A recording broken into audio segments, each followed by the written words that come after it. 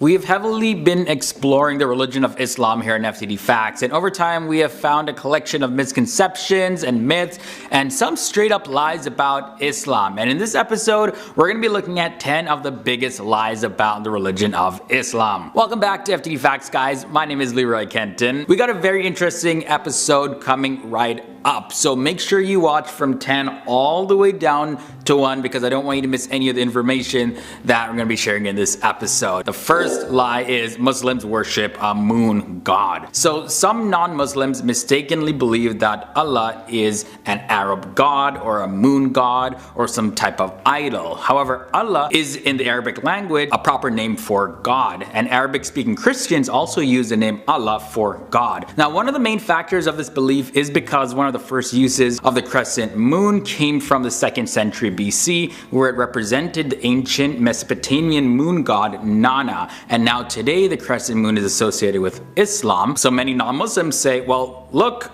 you worship the moon god. There's even a moon in the symbol of your religion. Next up at number 9, most Muslims are Arabs. Okay, so Islam is often associated with Arab people. But did you know that Arabs make up only 15% of all Muslims? The country with the largest Muslim population is actually Indonesia, and large numbers of Muslims are also found in Asia, Africa, Europe, as well as other parts of the world. Muslims are encouraged to learn Arabic because they believe that the only language that you can really get the full extent of the Quran is in Arabic. Islam oppresses women. Practices like forced marriage, spousal abuse are actually things that contradict Islamic law, and most of the bad treatment towards women actually come from people's own evil natures and their own cultures and their beliefs, and it's completely separate from the faith of Islam itself. Muslims are extremists. Now, this is a big one. Many Muslim leaders and scholars frequently speak out against all forms of extremism, and they offer different explanations and interpretations of Muslim teachings that have been twisted by others to promote extremism. Muslims believe the entire Quran, taken as a complete text, gives a message of hope as well as peace and faith and good virtues, and any form of extremism cannot be justified under proper interpretation of the Islamic faith. Oh boy!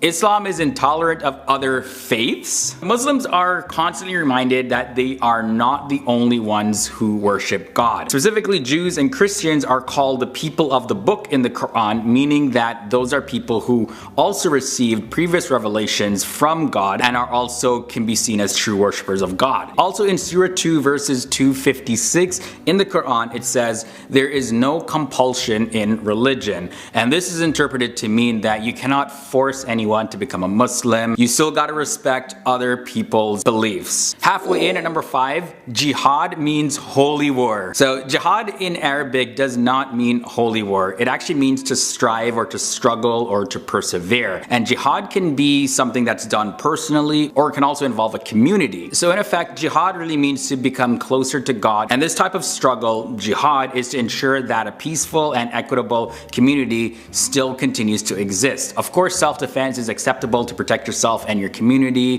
from any sort of dangers. However, any form of offensive aggression is prohibited in Islam. Alright, number 4, Islamic prayer doesn't really have any meaning. Most people now know that Muslims are to pray 5 times a day. And now in Islam, there are several benefits to prayer. The daily prayers help keep Muslims' minds on God, and it helps Muslims to remember the Quran because they recite passages of the Quran, as well as it's a time to go before God to express thanks, to ask for forgiveness, to look for guidance in your life. So there's a whole lot of meaning for Muslims when it comes to prayer. Alright, number 3, Jesus is completely irrelevant in Islam. That's actually not true. Jesus, however, is revered as a prophet and the Messiah in Islam. The Islamic faith believes that Jesus will return as a Messiah and defeat the Antichrist. This view is also very similar to the Christian view. The only difference is that Muslims don't view Jesus as the Son of God. He's just seen as a prophet when you compare it to the Christian faith. Alright guys, we got 2 more left. So the crescent moon is a universal symbol of Islam. It's actually, yeah, it's not. Okay, so the early Muslim community did not really have any sort of symbols or anything. Now the crescent moon, as well as the star symbol, they actually predate Islam by several thousands of years. And as a matter of fact, they weren't affiliated with Islam at all until the Ottoman Empire placed it on their flag. And over time, the symbol became more associated with Islam, but it's not actually their official symbol. That just doesn't exist. And the number one biggest lie, myth, misconception about Islam is that Muhammad is the founder of Islam and Muslims worship him. Muslims believe that Muhammad was God's final prophet and communicated God's final revelation to humanity. Muslims consider Adam, the first man created, to actually be the first Muslim because he was, of course, surrendered to the will of God, and that's what the term Muslim means, one who surrenders to the will of God. Muhammad is held in great esteem, but he's not to be worshipped because worship is only meant to be directed towards God, and it's completely forbidden to worship anyone or anything else. Muslims may, however, celebrate Muhammad's birthday similar to the way that Americans celebrate Martin Luther King Jr. Day. Alright guys, so that's all I have for you in this episode. This was your brief look at 10 misconceptions, myths, and lies about Islam. Let me know your thoughts and comments down below about anything that I mentioned in this episode,